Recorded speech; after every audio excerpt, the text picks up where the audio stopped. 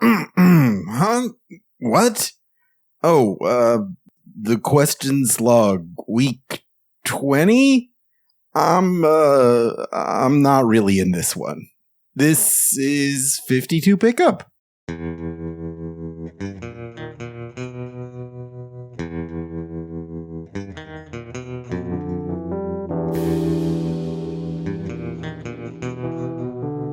Welcome to 52 Pickup, a podcast about the greatest comic you've never heard of. I am professional comic book expert Alex Jaffe, and I am joined this week, as always, by my incredible co-host, co-founder of the very good website Aftermath, the greatest comic book journalist on the scene, and a personal friend of mine, and the Lord of Baseball, Gita Jackson is here. I am the Lord of Baseball, even though the National League lost last night. The All-Star Game. Yeah. It's fine. It's fine. Shohei got a home run. Yeah. Shohei Ohtani. That's the big, win. beautiful boy. That's the win. Dodgers are playing really not good recently, though.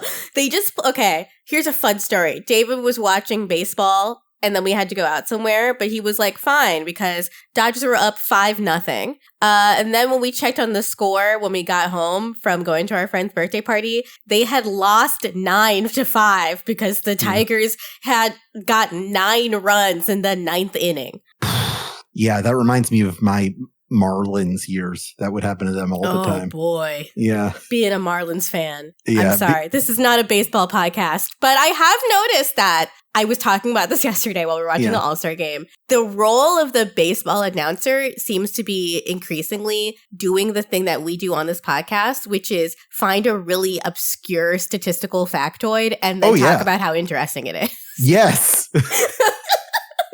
That's absolutely, it's just a different kind of being a nerd. To be into, there are no baseball jocks. If you're into baseball, you're a nerd. That's just it. Absolutely. Yeah. Absolutely. I love these two little influencer guys called the Bat Boys, especially because one of them is a guy, just typical straight guy who has the broccoli cut, is really, hits the gym all the time and loves being an athlete, et cetera, et cetera. And then his best friend from childhood that he's been doing this YouTube channel with since they entered college or were still in high school is just a way nerdier guy that likes opening baseball card packs. I get it. I love them together. They are clearly blood brothers for life, but one of them is had such a glow up and the other one is such a fucking nerd. Yeah, I have this cycle where every few years I dip my toes into considering maybe learning something about Magic the Gathering before I realize all the reasons that's a bad idea, mainly having to do with money. And what always motivates me is the idea of I would like to open a pack of cards. That's what I want to do. Yeah. That's really all I want to do. Yeah. And then I want to give them to someone else. Yeah, exactly. I want to I don't want what them. Did I get? Cool. And it's just gambling. It's just gambling. Yeah. Here's where I found my release for my desire to open a pack of something. K-pop albums. Oh. How? They come with little cards in them. And they're randomized.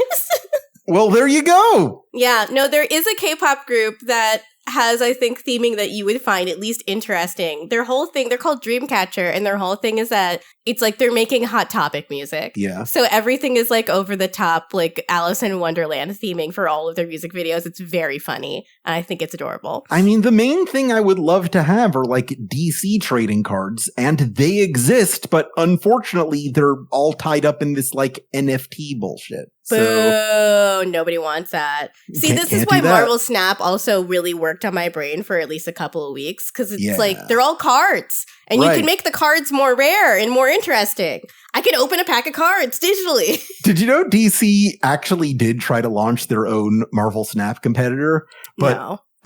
It was so busted that they could only release it on PC. You couldn't even get it on your phone. And Come on. It had just all this janky stuff in it, so it could not be accused of being a Marvel Snap clone. And I think its servers were up for 4 months before they were actually, never mind. You can't be reactionary that, DC. You got to come up with your own good idea. Yeah. Anyway, we're talking about a comic book here. We're talking about a comic book. Not all those other unrelated things, but they are, I guess, slightly related. You can get them all in the same store. Absolutely. We used to have comics and card shops. We used to be a real country. We used to be a proper country. I'm Return, but for physical comic book stores that also sold baseball cards, you know? Yeah. That's exactly me. That's the only sense in which I am trad. Yes. Let's talk talent. Let's do it. We got Chris Batista back on this issue. He was doing the superhero hospital issue, so he's already used to working with Morrison. He did the bit where Clark Kent jumped out a window, one of the best scenes in the whole thing.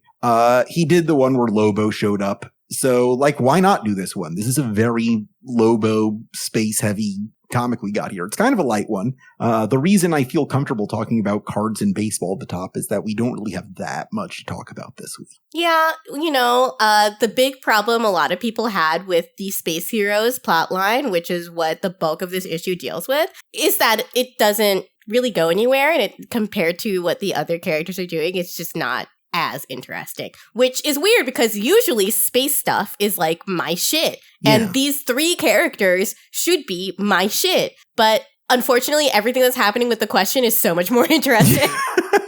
Right. I can barely bring myself to care. I feel like it needs more meat on it. We're getting something here with this space religion that they have something to interact with, but just being lost in space and there being just a different thing attacking them every week. That's not really much of an interesting story. Here's how we learn how comics are different from television. Yeah. That exact plotline, being lost in space and getting attacked by something different every week, is the basis of so many different science fiction television shows. Oh, you mean Voyager, the worst Star Trek? Or, Battlestar Galactica also is based off that, the original and the new one. And then Lost in Space, is based off of that. All the other Star Treks are based off of that too, although Voyager is most... the reason the Battlestar Galactica reboot is so acclaimed is that they came up with the idea of what if it wasn't just that? What if there was a mystery they had to solve? Yeah, who were the Cylons? They didn't solve the mystery in the writer's room, so then everyone was confused. But there was at least a thing as opposed to no thing. That's true. You're not going to catch me out here saying that Battlestar Galactica, the reboot, is bad, because it's extremely fucking good. That just doesn't quite stick the landing. I think the landing... I'll say it. I don't like it. I don't like the Battlestar Galactica reboot. I get why people like it. I don't know. The whole thing just kind of rubs me the wrong way. It's in that moment right between peak TV and prestige TV. Mm-hmm. So they were writing a check that their asses couldn't cash, essentially, because they were inventing the systems through which shows like Game of Thrones would be born, but they were not yet in that ecosystem.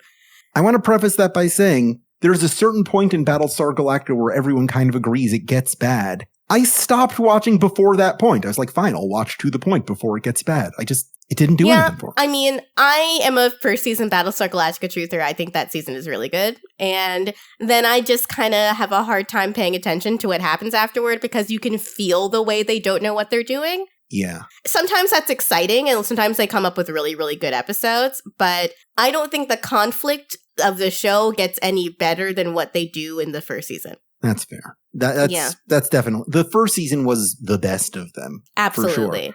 That Bear McCreary score is bonkers good. You will never get me slandering Bear McCreary. Absolutely Bear not. McCreary is a hero in my house.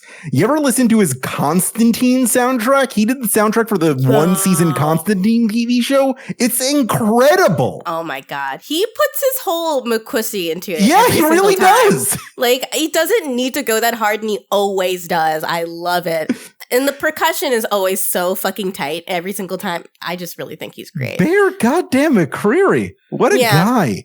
So the Space Heroes plotline in 52 is not even season 1 Battlestar Galactica. It's not season 2 Battlestar Galactica. It is more similar to post All Along the Watchtower Battlestar Galactica. Yeah. This cover kind of says it all. It's very evocative of like 1950s sci-fi movie of the week stuff, like The Crawling Hand or whatever, where you have this literal giant eye behind these like spacey figures of Animal Man doing a moonwalk and Adam Strange doing the James Bond pose and Starfire doing the here's my boobs, here's my butt pose that every girl on a poster does. Yeah. It's an incredible stretch. I wouldn't stand that way casually, though. No, but you're not a Tamaranian. That's true. Maybe they just have much more flexible spines than I do. They must. Oh, man. No, the cover looks great, but it really does not belie what you're going to get inside of this issue, which is nothing as exciting as the cover looks. The cover is fantastic. It's one of the cooler ways that Animal Man has looked over the years. He looks sick. His costume is a bit dorky, but here you get to see it look really cool. Another one I wish I could buy as a poster. Do you remember that episode of Always Sunny at the high school reunion where they do like this dance routine and we first see like that in their heads, they're doing this incredible kick-ass choreography that just excites the entire room. And then then you get to see what they're actually doing in real life. And they're just kind of drunkenly shambling in the center of the stage. Yes. That's kind of the cover compared to what actually happens in this issue. Yeah, a little bit. Yeah. Listen, they're not always winners. There's 100 floors. They can't all be gems. Exactly. There's some good baseline comic book writing in this, though. Yeah. Like, there's just like, it's just, this is one of those things where this is an episode that happens between things that are actually happening. Mm-hmm. So they have to come up with events that happen in this episode, but none of this shit really matters.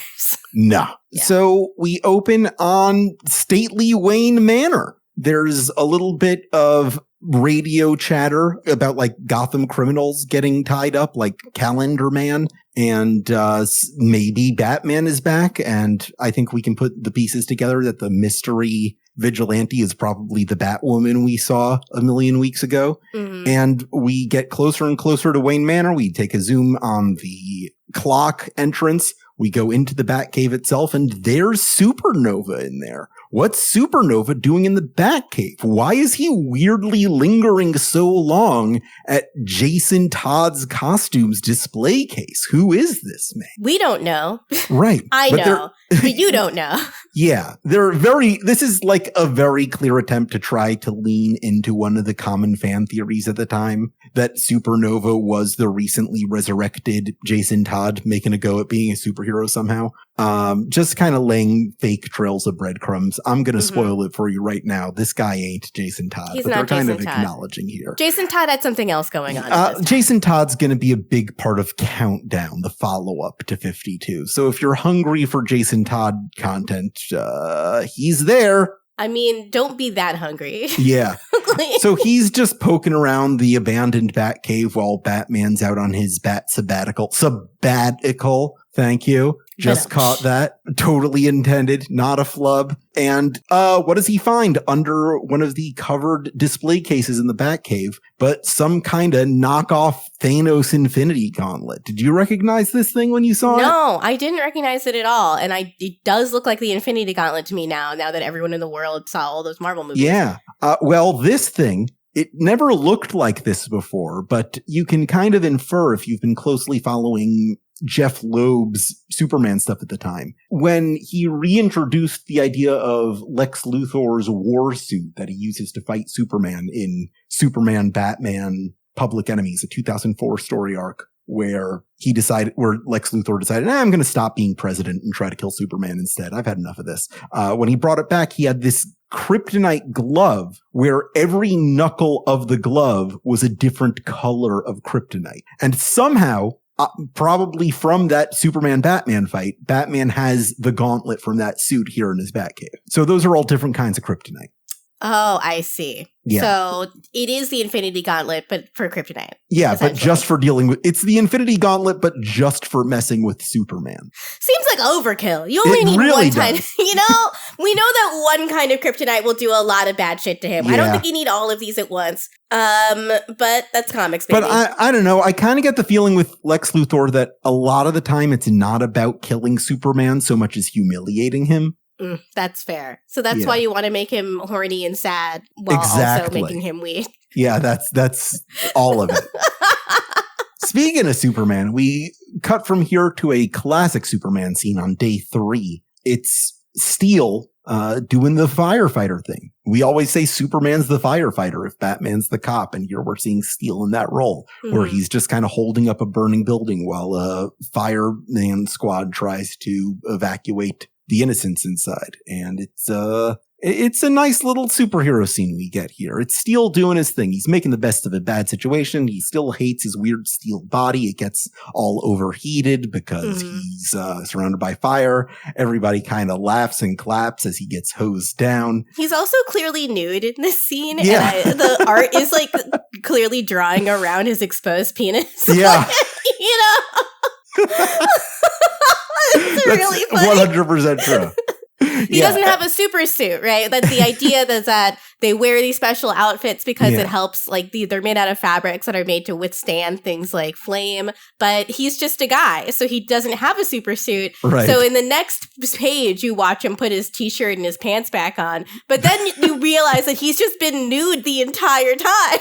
Yeah. And our new possible love interest, colleague, new character who was introduced in 52. Just near the beginning, Kala Avesti shows up, and she's got some breaking plot developments that are conveniently on this paper. I don't know how the paper says the specific things that she points out to Steel here. Like, according to this research, this is where the plot goes next. I don't know what numbers she's looking at. You want to know? I'm sure we're going to get emails about this is sacrilegious, but this is part of the reason why I don't like Death Note, the manga. It always feels like plot developments in that manga are based off of characters reading the next week's script. Yes. And this is exactly what this scene feels like to me. Right. Essentially what Steel learns here is that Lex Luthor can also deactivate all of the metagene activation powers. Which, like, duh. Like, that's how proprietary medicine all works. Like, in the real world, like, it would suck a lot if the valve that's been put in your heart required repairs from proprietary medical devices. But yeah, that's just how all of that works. Always. I feel like Tsugumi Oba wrote Death Note. His philosophy in that series, like, if these two people are the smartest people in the world, then surely they would be able to think of everything I could think of. Absolutely. So they must know every solution I could come up with. So why hide it from them? Basically, yeah. I feel like that's really true. It's a straight person's version of Anne Rice getting really obsessed with Lestat and like writing things in character as Lestat. You're really coming after straight people this episode. I'm sorry. I'm straight phobic. Yeah. A straight man murdered my parents. I need a symbol, something to strike fear into the hearts of criminals. It's just a bat sucking a dick. Two bats just crash through the window 69ing each other. That's it. That's it. The most horrifying thing I've ever seen. Well, straight people are a cowardly and superstitious lot. So they sure are. They really are. Okay, end of edit point. Okay, after this scene, we do get the title drop, and the title for this issue goes so much harder than the issue actually does. Yeah, this one is called God is Fragged. Yeah. That's so good. Come on. I love it. It's a Nietzsche reference. It's a Lobo reference. What more could you possibly want? It looks like, it sounds like the title of a Nine Inch Nails song. Yeah. God. Do you know the context of God is Dead as Nietzsche originally intended it? Not as Nietzsche originally intended it, because I mostly know of that phrase from the Nine Inch Nails song where they repeatedly quote it. The idea of God is dead in the philosophical text that Nietzsche wrote, because I looked it up just for this, because remember in the early days when I would do deep dives into the cultural references they did in the titles in like the first 4 issues before they decided to drop that? Well, I decided, you know what? This is something I could say. God is dead as Nietzsche originally meant it was the idea that humanity and society had advanced to the point where the age of reason and the explanations that we had for most things that were up until now unexplained were so clearly explainable that there was no longer any room for a god to possibly exist. You could not logically believe in a god in the modern age of reason. So God is dead because we killed him with learning how the universe works. which feels like, I don't know, it feels like something Morrison would is Morrison trying to flirt with that idea somehow? There's a here? sort of gesture towards this in that Lobo themselves is like extremely superstitious and not very intelligent, but also the universe itself is this great unknown that is not encompassed by this idea that God is dead because of the advent of reason. Yeah. We still don't know a lot of things about how the universe works. So there is kind of still God out there, maybe in the vast reaches of space. Yeah. It's something to think about at least. And that takes us to day 6. And the rest of this issue is Morrison Town. Yep. And I don't know, maybe if Morrison got a chance to just do this storyline and not have to deal with the rest of 52, it would be more interesting, but it's kind of just a snoozer. I'm not going to lie to you. Yeah. In this issue, we open up on more Space Pope stuff. God, it really is difficult. The joke of Lobo being a religious leader has definitely kind of worn off already. Yeah. It's a one-issue joke. Yeah. So he is proselytizing to this big crowd of aliens. Adam Strange, Animal Man, and Starfire are not really all about that. They find it suspicious and weird. But then a sort of crowd of space locusts, essentially, has come to devour the people on this planet, and they have to do some superhero shenanigans to keep them from killing everyone there. Lobo runs away while this is happening and is nowhere to be found, not protecting the people that have come to worship him. The one neat thing about the sequence that I like is Animal Man is doing something that Animal Man fans have always wanted him to do. Oh, this rules, yes. Yes, he uses the power of an alien species. Yeah. Which is so fucking cool. Yeah, we've seen him do it a little bit before in the Devilance stuff to get out of that cage, but like this is just the stuff we've been like kind of theorizing about. And it's the kind of stuff that Morrison obviously would have done more of if they had continued their Animal Man series. So it's like, I got this one more nugget of things I could do with Animal Man. I might as well do it in 52. Like this is What's very cool is like Animal Man is able to use the power of these, I guess they're space parasites.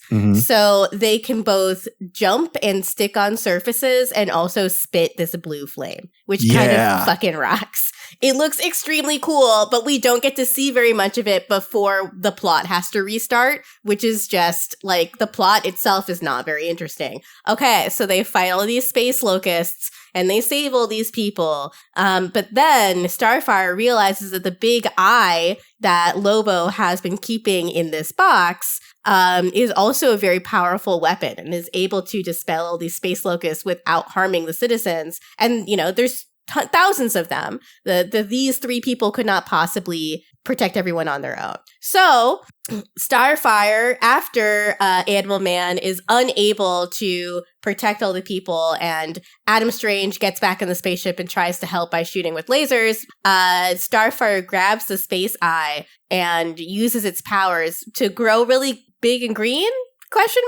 To kill all of the rest of the space parasites. But as that signal reaches far out into space, you see that the green light has actually attracted the attention of a giant floating alien skull that's missing an eye.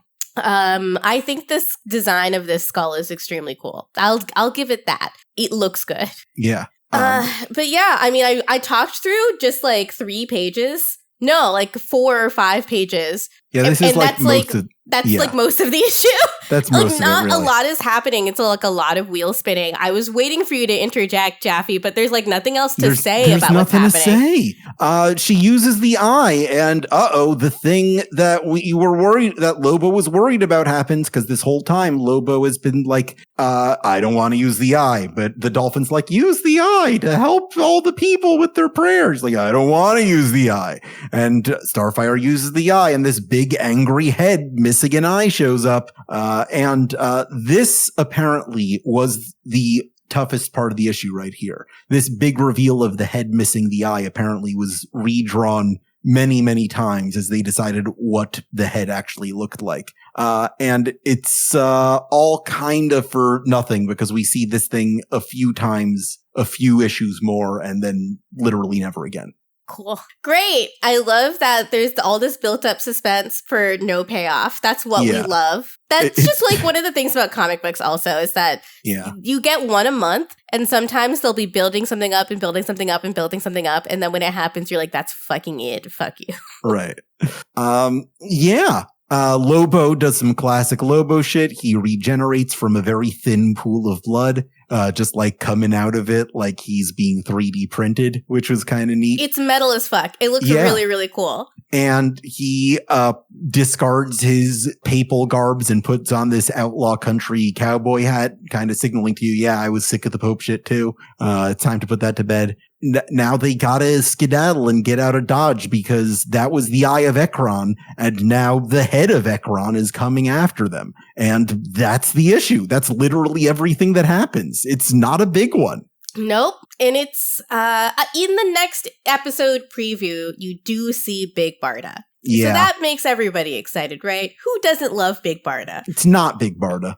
It just looks like her. It's just a character who looks a lot like Big Barda, who we've never seen before. It's like, why is a smaller Big Barda hanging out with these Teen Titans? Is Small the teaser Barda. Basically here. Yeah, Little literally Barda. her, as we'll find out next week, her name is Little Barda. We'll find out literally everything there is to know about her because she's one of those characters like Ekron who is kind of introduced here and goes nowhere. But that's a topic for our next issue. Oh, there's also Zatara, like bro Zatara. Zachary Zatara. Yes, Zatanna's cousin. Zachary Zatara. What do you do? Make bread? Fuck Yeah. off.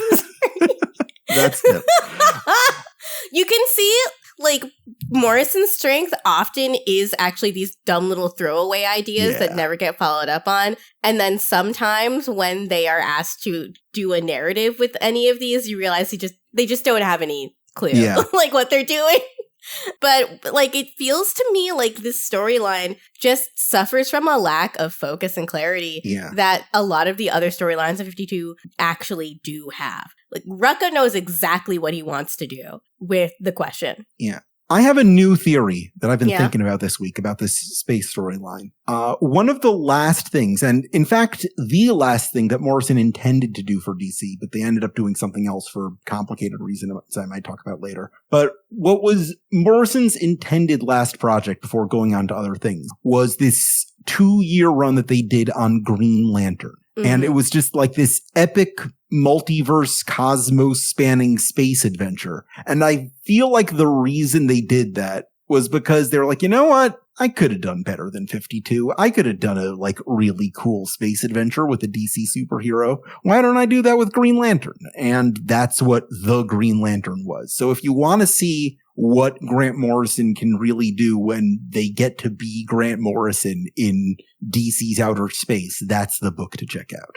Yeah, I think ironically also, as much as Morrison is known for doing stuff that's really off the wall and metaphysical, it always has some semblance of being grounded in actual reality that's relatable. And there's just none of that here. And I feel like as a writer, maybe you can kind of feel them struggling to find something like an emotional heart to latch onto. Yeah, the best part of this entire story so far was that issue where Animal Man has like a legit human conversation with Starfire. It's the only time these characters have ever felt interest. Yeah, I totally agree. Where that feels like it should be the emotional center is like these three people finding out they have way more in common than they think they do and reassuring themselves as they search for home. And we don't get enough quiet moments with them for that interaction to emerge. Yeah, that brings us to the backup, the origin of Adam Strange. The artist on this 2-page feature is Kevin Nolan, who's kind of like industry insider darling, someone who's never gotten like really a super ton of work, but like artists all love, a favorite on like artist alleys and such. He's kind of everybody in the industry's buddy. He got his start doing fanzines. Maybe the biggest thing he got to do was he got to do some character designs for Batman the Animated Series. I think either Mark Waid or Stephen Wacker, or possibly just both, just like him. And like, why not give someone you like a couple pages of work? So that's what's going on in this issue. Kevin Nolan is kind of an industry staple. And he gets to do Adam Strange here. One thing I really like about this first page is the way that he dances around Adam Strange's problematic origin of like angry natives, which you can't really get around, by drawing them kind of just barely out of frame as like he's running from these spears in this very dynamic Johnny Quest looking shot. Yeah. I mean, I think the best thing about this art is that it evokes the 1960s of it all. Yeah. It feels very space age in a way where it's difficult to do an Adam Strange comic, not just because of the problematic origins of the character, but also because the costume communicates when this character was conceived of just immediately. Right. You can't look at it and not immediately think of the idealized future of the 1960s that was also wrapped up in the politics of that time. It is very funny, the sort of running from all of the natives, and they're all off screen laughing with me. Yeah. You know? It's very, very fun. Yeah. People equate Barry Allen with the Silver Age because like collectors kind of demarcate his appearance as the start of this new era because it directly contradicts that there was already this character named the Flash. And like, if you're a continuity nerd, that's where you have to draw the line. But I don't think there is a clearer emblematic hero of that like mid-century period of comic book publication than Adam Strange. He's just all of it. He's the Jetsons personified. Yeah, I mean, this is why Tom King, when they get their hands on the character, they use it not really to tell an Adam Strange story, but to talk broadly about the history of imperialism. Yeah, I mean, Tom King's Adam Strange exists for the same reason Tom King's Vision is, like, Leave It to Beaver Pesty. Yeah. It's just kind of, the dark underbelly of the post-war America where we all had to pretend that everything was fine when we had just experienced the true terror of man. You know, it works as like literature because it's like about communicating with the symbols that you're given, essentially. Yeah. But if you're like a comic book fan, you've expressed this before. It's like, pretty cool, Tom. What else you got? That's it. You know, it's like sometimes a man just has to work out some things about being a CIA asset during the war in Iraq and Afghanistan, and they just have to spend the rest of their life working that out. Yeah. I can't, like every issue's like, I can't talk about it, but I'm sorry. I can't talk about it, but I'm sorry. It better never come out, but I can't talk about it, but I'm very, very sorry. Everything he's written is a big apology. It's so funny. I like feel better knowing that he has some guilt because it's so clear in the work. And the Adam Strange book is like the most clear it could possibly be about someone being like, I joined this project thinking I was doing a good thing. Unfortunately, I was incredibly fucking wrong, and I didn't find out until later. I'm so sorry. The one thing I'll say, though, about the Adam Strange, it's really well written. And again, it functions well as literature. But if you're like an Adam Strange fan, like obviously the essential storylines here, they are not going to reference this because it's like 20 years in the past. But like, if you're an Adam Strange fan, call your grandchildren because they're not going to call you. It's time for your retinol, honey. If you're like a sincere fan of Adam Strange, you're not going to get anything about the Tom King Adam Strange. But if you just like reading stuff that's fun to read, his depiction of Mr. Terrific is so fucking good. Yeah. And I'm so glad that it led to sort of a revitalization for that character.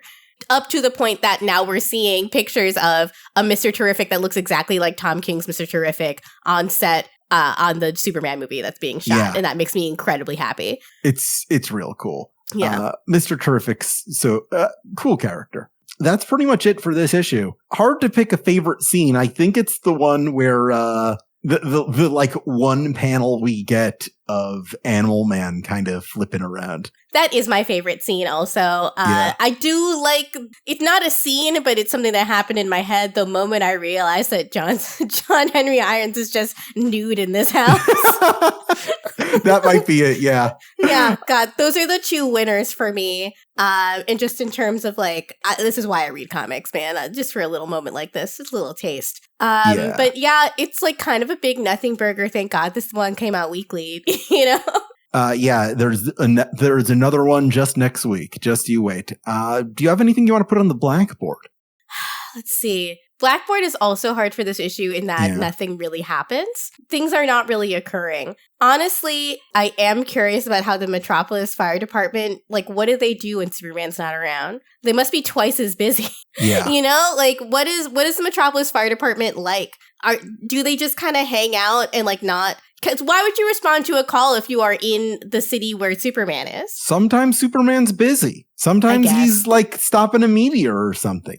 Yeah, whatever. The fire department exists in Metropolis for the same reason there's not one fire department in New York. There's gotta be, like, what if there's a second fire? Fair enough. Yeah. Fair enough. I guess Superman is just one guy. Yeah. But they've gotten themselves into a situation where they have to wait for a big metal nude man to come help them when there's major fires. Like, you know, like, that's just okay.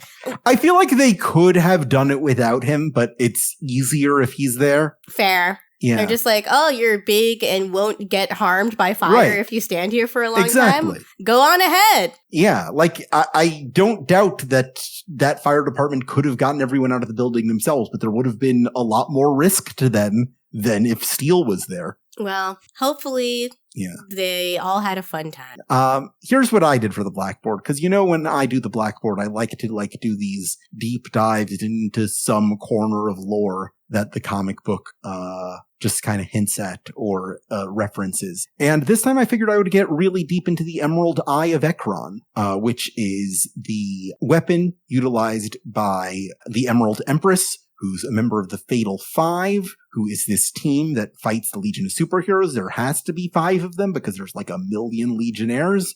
So I tried to find out what Emerald Empress's whole deal is and how she got the eye and what she wants with it and how she uses it and what its powers are. And Gita, I gotta come clean with you on something. Mm-hmm. I don't fucking know anything about the Legion of Superheroes. Wow. I just don't. I don't know anything. We found your blind spot. We did it. I'm There's helpless. one place in the DC universe where you don't know something. I don't want to admit it to people. My whole persona is that I know literally everything about DC, but every time I try to get into Legion, it's like, this guy has lightning powers. This girl has projection powers. This girl also has projection powers, but they're not the other projection powers. Here are 4 different psychic people. You'll never guess how they're different. Everyone from this world has the same power, but this person only has this power because he was eaten by a space whale.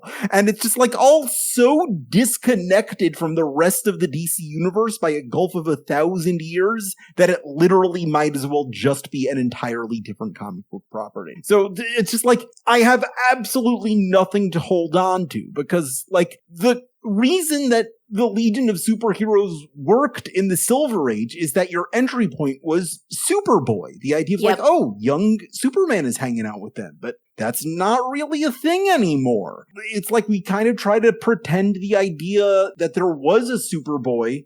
We try to pretend it never happened. And so, like, what's my entry point to the Legion of Superheroes? It's just like this huge mess of all these different guys who are all fucking each other and all dressing like sluts, and they all got... No, that's so accurate, though, and they keep adding more guys. They keep adding more guys! Like, every Legion of Superheroes plot is, here's another guy! And they've been doing it for so many years! That's so true. Whenever you see a group shot of the Legion, it's just like 60 guys. And it's There's like, so many of them! In 2009, there was this thing called Legion of 3 Worlds where it was 3 versions of every guy at once, and George Perez was drawing all of them. Oh and my God. I think I blacked out. I just can't do it. Mark Waid loves this shit. I don't know how he does it. He's like, I can't get enough of these Legionnaires, baby. And it's giving me nothing. It's giving me fucking nothing. I want to love them. Please let me into your club. Give me the ring, but God. I just don't see the way. I'm so sorry. Did they do the Legion of Superheroes also in the Arrowverse? You know it's gotta be crazy. It's all a Supergirl thing. They introduced Manel as a major love interest in season 2, and I was not happy about it.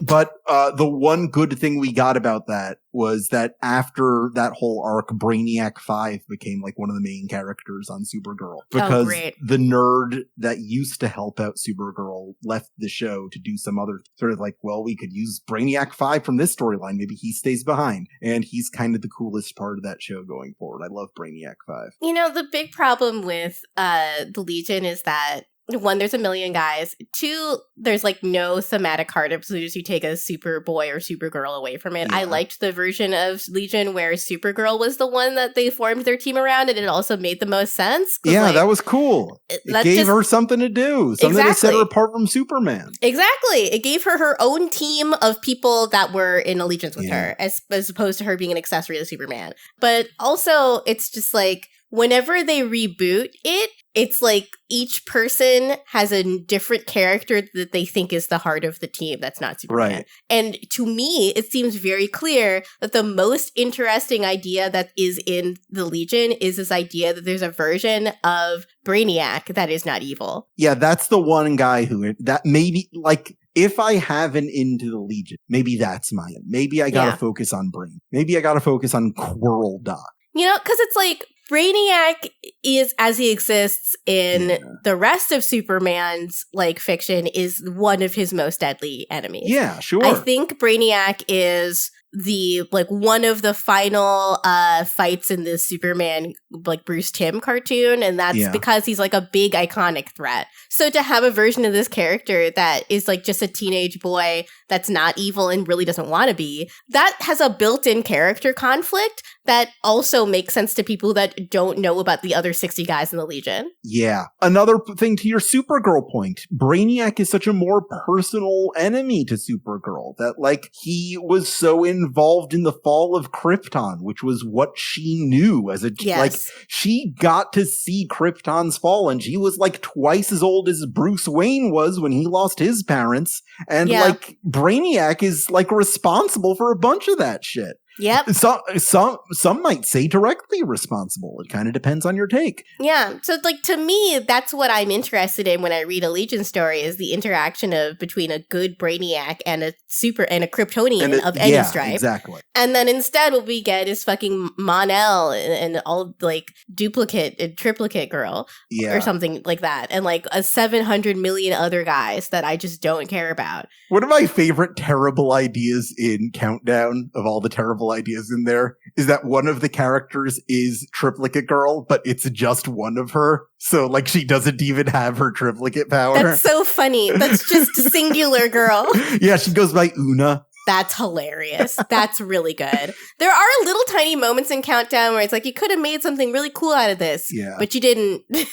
Instead, we all feel like you're being held hostage and being made to write and draw this. Yeah, I recently went through Countdown for reasons I won't talk about, but something that really struck me on the credits page as a major difference between this and, say, between 52 and Countdown is that every issue has Paul Dini credited as head writer. So, like, we have this sense that all four of these writers of 52 are collaborating, but we have these other writers on Countdown, like Justin Gray and Jimmy Palmiotti, who cycle in and out. And it's just like there's this one guy who's always there that other people are helping to pitch out. But like it doesn't have that same sort of collaborative energy to it that 52 does. You don't get this like hint of one specific writer's point of view coming to the forefront for a couple of pages, or the idea that these writers are bursting with ideas and throwing everything onto the page that you get with 52, which is just like a very electric and sort of special book.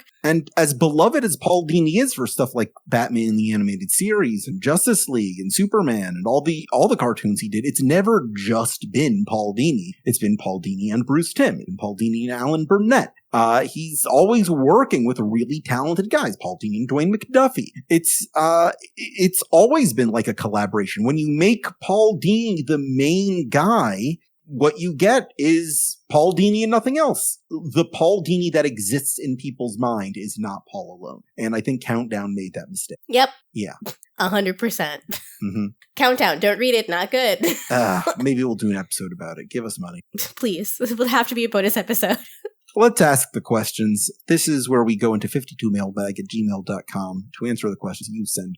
One of these emails I got is not a question at all. but something that haunts me and makes me hate. I'm going to put them on blast because Brian from Comic Geeks sent me an email showing off that they have the original art page of the Question defacing the bat signal and putting the question mark on it from the first issue. And I am like red with rage that I do not own this page and someone else owns this page. That should belong to Alex Jaffe. I think so too. I think in a just universe. Mm-hmm. It would come into your possession. It just underlines the thesis of this issue that God is fragged. Yep. God is fragged and no one cares. And if there is a hell, I'll see you there. Trent Reznor.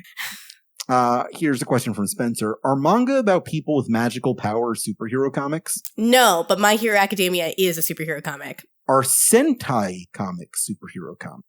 No, but there are some American comics that are Sentai that we don't discuss. Yeah. What is an American comic that is a Sentai? Because I know that there are. Like, I know I'm right about this. The Western Power Rangers comics are Sentai Yes, obviously, yes. But I feel like there are, I know. Your face. Incredible. God. The New 52 New Guardians, which was this team where everybody had a different color ring. There was a green lantern. There was a blue lantern. There was a red lantern. Yes. Tony Bedard did it. Kyle Rayner had headed up the whole team. Yeah, that's it. Yeah. Though that is a Super Sentai team. I think Green Lanterns often trend in the Super Sentai direction. Yeah. Don't always get all the way there, but they're close to there. They got the costume transformation. Absolutely. Yeah. God. I think Kyle Rayner deserves like a shoujo, like magical girl costume transformation sequence. To that point, the 1940s Marvel family with Captain Marvel and Mary Marvel and Captain Marvel Jr., that's a Sentai. Absolutely, yes. 100%. Actually, I think the DC Comics Marvel family also trends in a Sentai-esque direction. Absolutely. Yeah, I'm into that. I wrote this article for DC recently, delineating what does and what does not count as an isekai. Wow. Yeah. Are there American comic isekai? I argued that Warlord was an isekai, which is very similar to the plot of, say, Land of the Lost, where a guy falls into like this prehistoric world at the center of the earth. That's straight up an isekai. Yeah, that just is. That's just an isekai. Amethyst Princess of Gemworld. I was about to say Amethyst Princess of Gemworld. Maybe an isekai, but I think what I argued is that it only halfway counts because she can kind of go back home whenever she wants. Mm-hmm. And like in a real isekai, you're kind of stuck there till the end of the Adam story. Strange is an isekai, even though he goes back and forth because he can't control the Zeta beams. Yeah. Yeah. The nature of the DC universe is that everything takes place in this shared world. So it's hard to have a narrative about a guy who's not there because like everything takes place there. So you have a lot of instances of reverse isekai, which is like someone from a strange location coming to Earth. But here's my favorite example of a DC isekai, Superboy Prime, because he isekai'd from our world into the fantasy of the DC world. He basically did just get hit by a truck and wake up in the DC world, you know? Yeah, exactly. That's his whole story. That's so funny. That's so true. Yeah. Oh, man. I love that. The ultimate DC isekai protagonist is Superboy Prime, and he turns into history's greatest monster. I think that's so good. What's the anime version of that title? It's like, I died and was reincarnated as the world's greatest monster.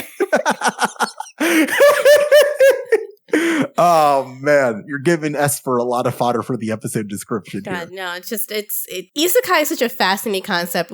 You've talked me into watching the DC isekai show. Oh, Suicide Squad isekai. We're going to do a bonus episode about it. We are definitely going to do a bonus episode about that because my good friend Maddie Myers is also really obsessed with it. Yeah, and I've just heard it's really good. If you're listening to this, definitely watch the ending theme too, because it's like very, very fun. They have, as Jaffe described it to me, God, what's her name? I keep thinking of her Amanda as Waller. I keep thinking of her as Viola Davis. I'm so sorry. Every time I see Amanda Waller now, I'm like, that's Viola Davis. No. She'll always be CCH Pounder. Incredible. God damn it, Dutch! They should just do a live action version of that because I know Viola Davis would do it, you know? Yeah. She would in the ending theme for Suicide Squad Isekai. Amanda Waller is just quote Alex Jaffe busting it down.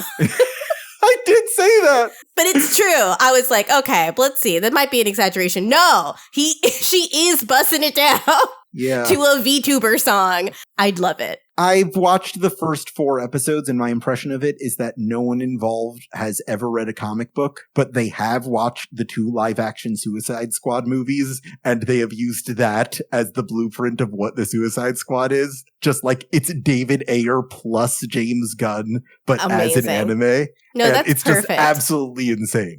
I'm so on board about it. I'm feral about it. Great. Yeah. Okay, so I will watch all of it, and then we will do a bonus episode about it. And if you'd like to hear our bonus episodes, you should subscribe at aftermath.site/products. And you'll get all our bonus eps. You'll get to hear us talk to Jinlun Yang. You'll get to hear us talk to Mark Wade. You'll get to hear us talk to Greg Rucka pretty soon. How about that? Cool. Yeah. How about that? Well, until next time, I'm just left with one question. And that question is, are you ready? No. Okay. Bye. We'll circle back.